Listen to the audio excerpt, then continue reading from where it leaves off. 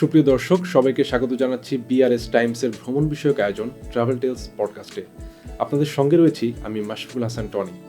আমার সঙ্গে আজ অতিথি হিসাবে এমন একজন মানুষ রয়েছেন যিনি সম্প্রতি হিমালয়ে সাইকেল চালিয়ে অবিস্মরণীয় একটি অভিযান সম্পন্ন করেছে। আমার সঙ্গে রয়েছেন আরিফুর রহমান উজ্জ্বল। কেমন আছেন? এই তো ভালো ভাইয়া, আপনি কেমন আছেন? জি, আমিও ভালো আছি। আপনি সম্প্রতি দারুণ একটা অভিযান সম্পন্ন করে এসেছেন নেপাল থেকে। প্রথমেই জানতে চাই যে এই সাইকেলিং যে এক্সপেডিশনটা করেছেন হিমালয়ে, এটার নাম সম্ভবত দুরন্ত হিমালয় এক্সপেডিশন আপনি দিয়েছেন। সো এই অভিযানের পরিকল্পনাটা আপনার মাথায় এসেছিল কিভাবে? বেসিক্যালি আমি 2003 থেকে হচ্ছে পাহাড়ে যাই, আমাদের সবুজ পাহাড়ে যাই, যাওয়া আসা আছে আমার। ট্রেকিংয়ের সাথে আমার একটা সখ্যতা তখন থেকে গড়ে উঠছে। আমার সাইকেলের গল্পটা কিন্তু খুব বেশি দিন না। আমি 2021 হচ্ছে আমার কোভিড, আমি পজিটিভ হই, আমার নার্ভে কিছু প্রবলেম দেখা দেয়। তো সেই থেকে হচ্ছে মানে আমি ডক্টরের সাথে যখন আমি আলাপ করলাম যে এটা থেকে কীভাবে বের হওয়া যায়, তো উনি বললেন যে ফিজিক্যাল এক্সারসাইজ ছাড়া আসলে এটার কোনো প্রিকশন নেই। তবে আসলে অনেক কিছু ট্রাই করলাম, দৌড়াদৌড়ি করা আর জিমে যাওয়া, কোনো কিছু আসলে কাজ করলো না আর কি। তারপর হচ্ছে আমার ঢাকার একজন খুব আমার চোখে খুব বিখ্যাত একজন সাইক্লিস্ট বাংলাদেশের, সে আমাকে বললো যে আপনি এমন কিছু করেন যেটা আসলে আপনার ডেইলি লাইফের সাথে যায়। তো সেই থেকে হচ্ছে আসলে সাইকেল নিয়ে আমার যাত্রাটা শুরু হয়। আচ্ছা, তো সাইকেল চালাতে চালাতে ব্যাপারটা এমন হয়ে গেছে, এখন আমি আসলে মানে সাইকেল নিয়ে খেতে যাই আর কি। ব্যাপারটা হাস্যকর যদিও। আচ্ছা, আমি একটু যদি এখানে যুক্ত করি, সেটা হচ্ছে আপনি কুমিল্লা থেকে সম্ভবত ঢাকায় এসেছেন সরাসরি। আপনি এখান থেকে সাইকেল নিয়ে এসেছেন? না, এবার আসি নাই, বাট আমার কুমিল্লা থেকে ঢাকায় অনেকবার সাইকেল নিয়ে আসা যাওয়ার।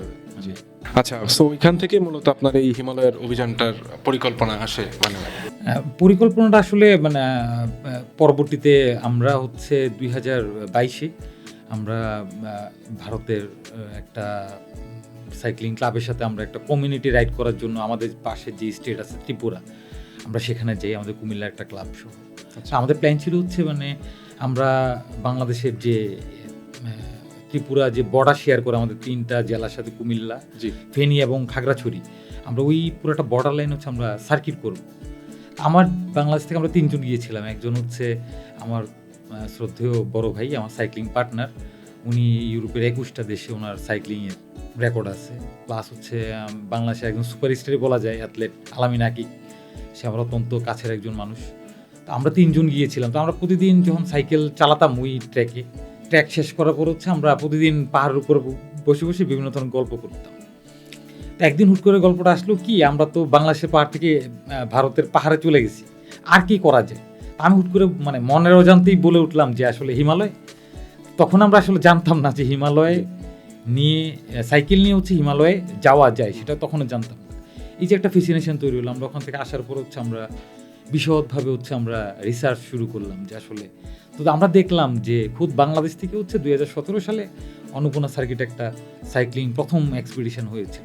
আচ্ছা, আমি একটু অ্যাডভান্স লেভেলে গেলাম, হ্যাঁ, একটু ফার্স্ট ওয়ার্ল্ডের দিয়ে গেলাম, যেহেতু ওনারা সাইক্লিংয়ের কালচারটা ফার্স্ট ওয়ার্ল্ডে আমাদের চেয়ে অনেক বেটার।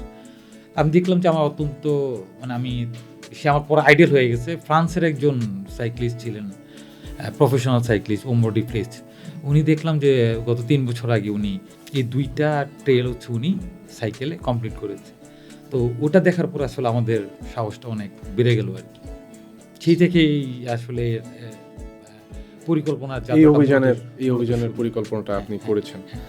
যে পরিকল্পনার বিষয়টা জানলাম, এবং আমি আসলে জানতে চাই যে আপনি এই অভিযানটা, হিমালয়ের যে অভিযান করেছেন, সেটার শুরুটা কোত্থেকে ছিল এবং সম্পূর্ণটা আপনি কোথায় গিয়ে করলেন? আমার বেসিকলি এর আগে হচ্ছে অনেকগুলো অভিযান হয়েছে, আর পার্সোনালি হচ্ছে এটা আমার যে অভিযানটা ছিল, এটা শুধু আমার হিমালয়ের যাত্রা ছিল না কিন্তু। আচ্ছা, আমার যেটা ছিল মানে নিজেকে যে চেনার, যে মানুষ তো একসময় চায় যে নিজেকে আমি একটু যাচাই করি, আমি চিনি। বেসিকলি আমার এটা নিজেকে চেনার একটা সফর ছিল আমার জন্য, নিজেকে যাচাই করতে চাচ্ছিলাম। সেই জন্য হচ্ছে আসলে আমি চাচ্ছিলাম যে আমার এই যে আমার যে ট্রিপটা, সেটা মানে আমার সাধ্যের বাইরেই হোক। আসলে আমি যখন মানে বাংলাদেশ থেকে যাই, আমি জানতাম এটা আমার সাধ্যের আসলে বাইরেই। আসলে আমাকে সাইকোলজিক্যাল অনেক প্রেশার নিতে হয়েছে, তো কমপ্লিট করে আসছি। আমি প্রথমে হচ্ছে আমার যেটা ছিল হচ্ছে মানাসলু সার্কিট। এটা হচ্ছে পৃথিবীর অষ্টম যে উচ্চ পর্বত মানাসলু তাকে প্রদক্ষিণ করে যে আপার হিমালয় যে রাস্তা, সেটা হচ্ছে মানাসলু সার্কিট। তার হাইস্ট পয়েন্ট হচ্ছে লার্কি পাসগুলো হচ্ছে বেসিকলি হিমালয়ের উচ্চতম যে রাস্তাগুলোতে যে উচ্চ যে সর্বোচ্চ যে পয়েন্ট থাকে সেগুলোকে বেসিক্যালি পাস বলা হয়। জি। তো আমারও মানাসলু সার্কিটে ছিল লার্কে পাস। তারপর হচ্ছে আমি করলাম অন্নপূর্ণা সার্কিট, যেটাতে পুরো পৃথিবী থেকে সবচেয়ে বেশি সাইক্লিস্টরা নেপালে সাইক্লিং করতে আসে। তার হাইস্ট পয়েন্ট ছিল থরংলা পাস, খুব পপুলার, যারা মাউন্টেনিয়ারিং করেন বা ট্রেকিং করেন ওরা জানেন। থরংলা পাস হচ্ছে পৃথিবীর সবচেয়ে হাইস্ট ট্রেকিং পাস বলা হয়। আচ্ছা। তারপর আমি সেখান থেকে হচ্ছে, এটা ছিল নেপালের পশ্চিম অংশে একদম। আচ্ছা। সেখান থেকে আমি হচ্ছে এভারেস্ট রিজনে যেতে হয়েছি, যেটা একদম নেপালের পূর্ব অংশে। ইউজুয়ালি আমরা কিন্তু সবাই হিমালয়কে বাংলাদেশের মানে যারা আমজনতা, হ্যাঁ, ওনারা কিন্তু হিমালয়কে এভারেস্ট দিয়েছি, এভারেস্ট মানে বলে যে এভারেস্ট বেস ক্যাম্প, জি, ইউজুয়ালি এভারেস্ট বেস ক্যাম্প। তো আমি হচ্ছে আমার এই ট্যুরকে চ্যালেঞ্জিং করার জন্য এভারেস্টের পাশে যে 3টা হাই পাস আছে, আপনার রেঞ্জোলা, চোলা এবং কঙ্গলা, এই 3টা পাসকে আমি বেছে নিয়েছিলাম। আমি টোটাল 43 দিন হচ্ছে আমার এই ট্রেলে ছিলাম, আর আমার এই পুরা সফর ছিল নেপালে 2 মাসে। অলমোস্ট আপনি 2 মাস অভিযানের মানে যদি বলি পুরোটার বিষয়, পুরো অভিযানের বিষয়, সেটা মোটামুটি 2 মাস লেগেছে আপনার। 2 মাস। এখন অনেকের কিন্তু কিউরিওসিটি থাকে যে এই ধরনের আমরা যখন হিমালয়ে যাই আমাদের দেশ থেকে বা অন্য দেশ থেকেও যখন আসে, সো এই অভিযাত্রীদের খাওয়া থাকার ব্যবস্থাগুলো কেমন হয়। সো আপনি যেহেতু সাইকেলিং করেছেন, যেহেতু এখানে ট্রেকিং করাটাই অনেকের কাছে মুশকিল, সো আপনি সাইকেলিং এর মাধ্যমে আপনার থাকা খাওয়ার ব্যবস্থা কিভাবে করতেন? আসলে মানে আমাদের মধ্যে একটা ভুল ধারণা আছে, পৃথিবীর সব জায়গায় কিন্তু মানুষ আছে। আমরা যেমন মানে আমরা একটা জেনেটিক্সের মানুষ, আমরা এই সমতলে আসছি, এরকম পৃথিবীর প্রত্যেকটা জায়গায় কিন্তু মানুষের বসতি আছে। ওখানেও হিমালয়ে কিন্তু আপনি গ্রাম পাবেন। তো ওখানে হচ্ছে আমাদের মতো অর্ডিনারি কোনো বাড়ি কিন্তু ওখানে নেই। একজন মানুষ, একজন হাউস ওনার, ওনার বাড়িটা কি একটা, যেহেতু নেপাল ট্যুরিজম বেসড একটা দেশ, ওখানে হচ্ছে আপনার বাড়িটাকে একটা হোটেল বানিয়ে রাখছেন আর কি। তো ওখানে আসলে খাবার দাবার থেকে শুরু করে মানে সব কিছুই ওখানে অ্যাভেলেবল পাওয়া যায়। আমাদের বান্দরবান অঞ্চলে যেটা আমরা দেখি যে বিভিন্ন পাড়া থাকে পাহাড়ের গহীনে বা খাঁজে খাঁজে, এবং অনেকের হচ্ছে বাড়িতেই আমরা যখন ভ্রমণে যাই বান্দরবানে তখন থাকার সুবিধাটা পাই, ইভেন তারা আমাদের খাবারটা প্রোভাইড করে, হ্যাঁ ঠিক তেমনই আর কি একটা চিত্র আমরা পাই। বেশ, আচ্ছা, নিশ্চয়ই তো আপনার এই অভিযানে বেশ কিছু প্রতিবন্ধকতার সম্মুখীন আপনার হতে হয়েছে, সেগুলো কেমন ছিল আসলে? আসলে হিমালয় তো আনপ্রেডিক্টেবল। জি। হিমালয়কে আসলে আপনি হিমালয়ের সম্পর্কে ধারণা করা খুব টাফ। হ্যাঁ, তো হিমালয়ে যারা অভিযান করেন, বিভিন্ন মাধ্যমে অভিযান যারা করেন, ওনারা জানেন, ভালো বলতে পারবেন।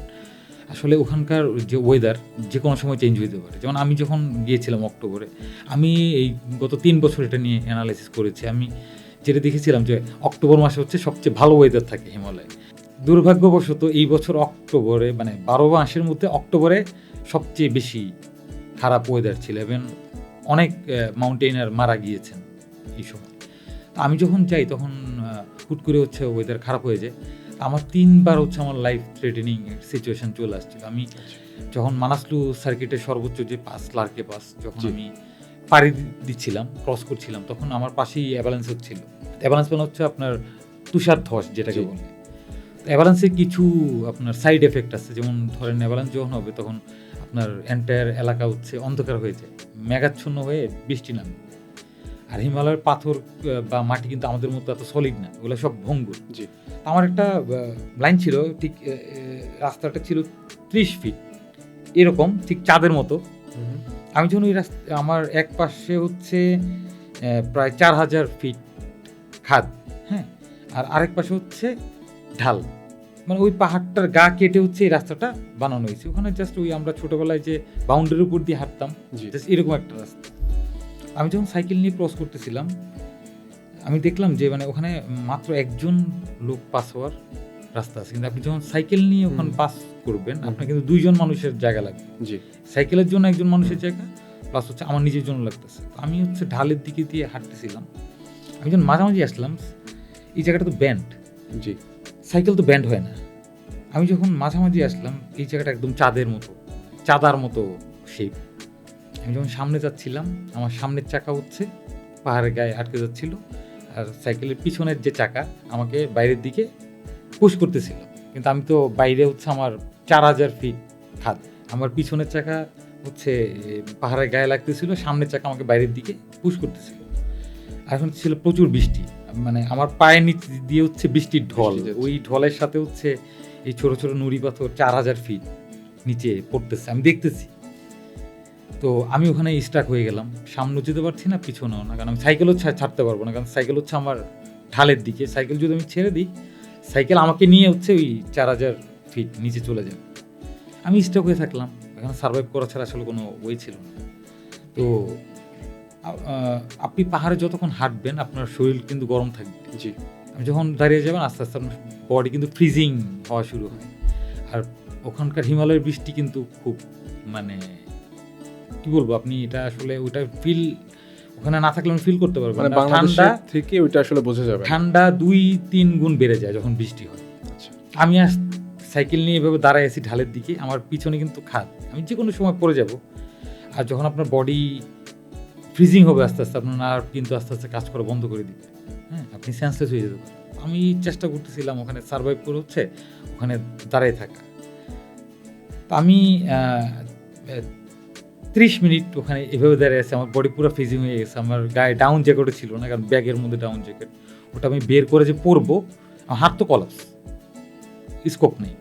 আর হচ্ছে এই মাউন্টেনে হচ্ছে আপনার দুপুরের পর কেউ কিন্তু মাউন্টেন ক্রস করে না, কারণ দুপুর 12টায় একটা বাতাস আসে মাউন্টেনে, হ্যাঁ, যেটার গতিবেগ হচ্ছে আপনার 90 থেকে 100 কিলোমিটার হইতে পারে। তো যারাই মাউন্টেন ক্রস করে ওদের টার্গেট থাকে যে দুপুর 12টার পর হচ্ছে আমি মাউন্টেন পাস করে ফেলবো। যেহেতু আমি সাইকেল নিয়েছিলাম, একটু স্লো ছিলাম, জি। আমার যত ফাস্ট মুভ করা পসিবল ছিল না। আমার ওখানে 3টা বাজছিল তখন। তো যে সিচুয়েশন ছিল, মানে আমি জানতাম যে মৃত্যু আসলে আমার জন্য অবধারিত। 30 মিনিট পর আমার একটা বডিতে ঝাঁকুনি আসলো, ওই যে ঠান্ডা, আমার নার্ভ কিন্তু অলরেডি অকেজ হয়ে গেছে। তো ওই যে মানুষ যখন রু ত্যাগ করে, হ্যাঁ, আপনারা অনেকে দেখে থাকবেন যে রু যখন ত্যাগ করে, যখন একটা ঝাঁকুনি আসে, কিন্তু আমার সেরকম একটা ঝাঁকুনি আমার বডির মধ্যে আসলো। আমি ধরে নিলাম যে হয়তো আমার কাছে 10 মিনিট সময় আছে, 10 মিনিট পর হয়তো আমি সেন্সলেস হয়ে ওখানে পড়ে যাব। ঠিক সেই সময় হচ্ছে ওইটা ছিল গোর্খাদের, আপনাদের নাম শুনে থাকবেন, ব্রিটিশ আর্মিতে গোর্খা একটা রেজিমেন্ট আছে, ওটা নেপাল থেকে রিক্রুট করা। তো গোর্খা কমিউনিটির একজন মানুষ, উনি 2টা ঘোড়া নিয়ে ওই পাস তখন ক্রস করতেছিলেন। উনি যখন দূর থেকে আমাকে দেখলেন, উনি কোনো কথা বললেন না, আমার দিকে দৌড় দিয়ে আসলেন এই মাঝামাঝি জায়গায় এসে। উনি আমাকে বললেন যে তুমি সাইকেলটা ছাড়ো। আমি সাইকেলটা ছাড়লাম, বললো তুমি এবার উপরে উঠো। আমি উপরে উঠলাম, উঠে আমি 1 ঘন্টা বসেছিলাম। আমি ঠান্ডাতে ছিলাম নাকি গরমে ছিলাম, আমি আসলে ওই 1 ঘন্টা আমি বলতে পারবো না, কারণ মৃত্যু থেকে বেঁচে আসার যে মানে আনন্দ, এটা আসলে খুবই, কি বলবো, মানে আনপ্রেডিক্টেবল এটা ছিল আমার জন্য। তো আসলে যখন ওটা থেকে আমি যখন ব্যাক করে চলে আসলাম, আমার আসলে সাহসটা অনেক বেড়ে গেল। তো উনি যখন দৌড়ে আসতেছিল, আমার কাছে মনে হয়েছে যে কোনো ফেরেস্তা আসলে আমার দিকে দৌড়ে আসতেছে, এরকমই মনে হয়েছে। তো উনি আমাকে বললেন যে আমি আসলে এই মাউন্টেনে এখন আসার কথা না। একজন ডেনমার্কের একজন ট্যুরিস্ট, উনি হুট করেছে পাশে অক্সিজেন স্বল্পতার কারণে অসুস্থ হয়ে গেছেন। তখন ওনাকে হচ্ছে ওই যে গ্রাম থেকে ডেকে পাঠানো হয়েছে ওনাকে রেস্কিউ করার জন্য। নাহলে কিন্তু উনি এই পাস এখন ক্রস করার কথা ছিল না। তো এটা হচ্ছে সবচেয়ে আমার এন্টায়ার লাইফে আপনি যদি বলেন যে মানে সবচেয়ে স্মৃতিময় ঘটনা এটাই। তো আমি এখন আপনার কাছে জানতে চাই, আপনি মাঝখানে বলছিলেন যে আপনি আপনার ডাউন স্যুট যেটা ব্যাকপ্যাকের ভেতরে ছিল, তো আপনি ডাউন স্যুট ছাড়া কিভাবে আসলে এটা সম্পন্ন করলেন? কারণ আমরা যখন দেখি কেউ ট্রেকিং করছেন হিমালয়ে, তারা ডাউন স্যুট পরে অনেকের অবস্থা খারাপ হয়ে যায়। সো এটা কিভাবে সম্ভব হলো? আসলে মানে অ্যাথলেটিক্স তো ব্যাপারটা হচ্ছে কি, আপনি তো ফিজিক্যাল একটা অ্যাক্টিভিটির মধ্যে দিয়ে আপনাকে যেতে হবে। তো আমরা যখন ওটার মধ্যে দিয়ে যাই, ইউজুয়ালি আমাদের শরীর কিন্তু ওয়ার্ম থাকে। আর একজন মানুষের বডির গতি প্রকৃতি কিন্তু এক এক রকম। হয়তো আপনার ঠান্ডাতে প্রবলেম হয়, আমার গরমের প্রবলেম হয়। জি। আমার কিন্তু সেম, আমি কিন্তু মানে একটু গরম আমার জন্য একটু অস্বস্তিকর সবসময়। যদি আমি গরমের মানুষ, আমার দেশ, সেইটা হচ্ছে আমার জন্য একটা মানে এক্সট্রা একটা ব্যাকআপ হিসেবে কাজ করেছে। আর যখন আমি অন্নপূর্ণা মানাস্ত সার্কিট করলাম, ওখানে আসলে ইউজুয়ালি তখন স্নোফল ছিল না, পুরোটাই আমি রাস্তায় মানে একদম পরিষ্কারই ছিল। তা আমি যখন এভারেজ 3 পাস করতে গেলাম তখন ওখানে আমার পায়ের নিচে প্রায় 2 ফিটের মতো বরফ ছিল পুরোটা টেইলি। সেখানে আমাকে ডাউন জ্যাকেট পরতে হয়েছে কিছু কিছু জায়গায়। তো ডাউন জ্যাকেট পরে কি সাইকেলিং করতে বেশ মানে স্বাভাবিকভাবে করতে পেরেছেন নাকি বেশ কষ্ট হচ্ছিল? না আসলে আমার ওরকম কোনো কষ্ট হয় নাই। কারণ হচ্ছে ধরেন সাইকেলের যে ট্র্যাকগুলো ছিল ওখানে ইউজুয়ালি আমি মানে তেমন বরফ ছিল না। ওখানে ডাউন জ্যাকেট খুলেই করতে হইছে। যখন আমি পাসে উঠতাম তখন তার সাইকেল আসলে চালানোর কোনো সুযোগ ছিল না।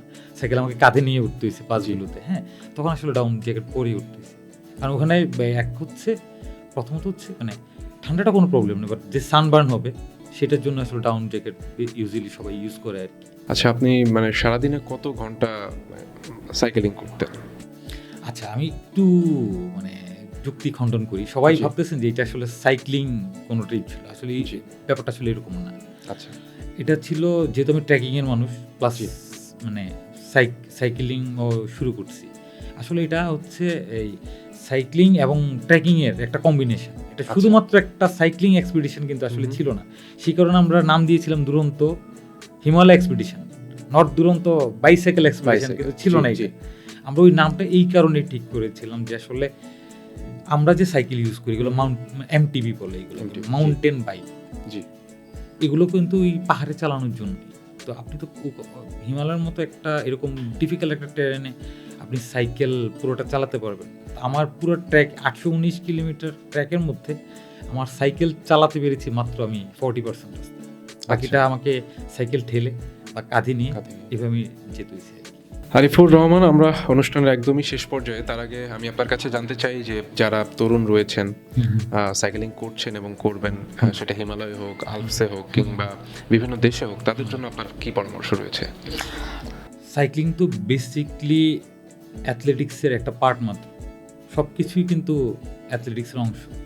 তা আমার আসলে পরামর্শ আসলে দেওয়া তো কিছু নাই। কারণ হচ্ছে আমি মনে করি যে একটা ছেলে যখন এই ট্র্যাকে ঢুকে গেছে, হ্যাঁ? সে একটা মিনিমাম নলেজ নিয়ে কিন্তু ঢুকছে। আমি একটা জিনিস সবসময় বিলিভ করি যে একজন ভালো অ্যাথলেট হইতে হইলে আপনাকে প্রথমত একজন ভালো মানুষ হতে হবে। আপনি যদি ভালো মানুষ না হন, আপনি আসলে ভালো চিন্তাই করতে পারবেন না। আর হচ্ছে আমরা কিন্তু ধার করা পছন্দ করি। যেমন একজন মানুষ একটা কাজ করলো এই বছর, পরের বছর কেউ না কেউ সে রিপিট করতেছে, হ্যাঁ?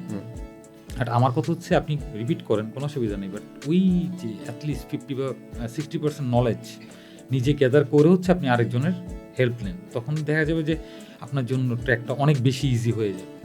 ধন্যবাদ আরিফুর রহমান উজ্জ্বল। দারুণ একটা অভিযানের গল্প আমরা শুনলাম। ইনশাল্লাহ ভবিষ্যতে আরও গল্প হবে। দর্শক, ধন্যবাদ আপনাদেরও যারা এতক্ষণ আমাদের সঙ্গে ছিলেন। পরবর্তী পর্ব দেখার আমন্ত্রণ রইল। ভালো থাকবেন। আল্লাহ হাফেজ।